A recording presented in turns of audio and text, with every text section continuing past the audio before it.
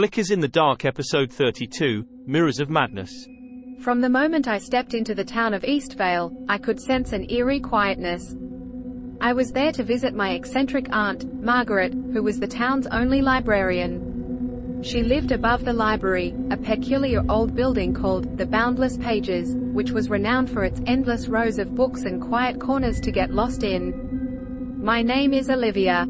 I was a city girl, always surrounded by the buzz of skyscrapers and the murmur of traffic. This calm was disconcerting, but my aunt needed help. She had fallen ill, and I couldn't refuse her plea. On my first evening in Eastvale, I found myself craving a cup of coffee to fight the fatigue from my journey. The only place open was a small café near the town square, intriguingly named Café Infinity. As I walked in, the familiar chime of the doorbell, along with the scent of freshly brewed coffee, filled the air. The fluorescent lights overhead flickered faintly, creating an oddly comforting atmosphere. Behind the counter, there was a tired-looking woman with red hair, her eyes barely acknowledging my presence. "Can I use the restroom?" I asked her. She nodded, handing me a curious antique key attached to an old bookmark. I hurried to the back of the cafe where the restroom was located. As I unlocked the door and pushed it open, my heart skipped a beat. Before me wasn't a restroom but an entirely new version of the same cafe.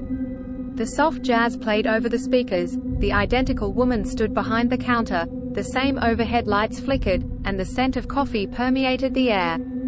Confused and terrified, I stepped back, only to realize the door I had just walked through had vanished, leaving me trapped in this mirrored reality. I tried to talk to the woman behind the counter, but she didn't respond. I felt an overwhelming sense of dread building within me, making me desperate to escape. I rushed to the back of the cafe, finding another restroom door there. With shaking hands, I inserted the antique key, praying that I would find a bathroom this time. But, when I opened the door, it led to yet another mirrored cafe.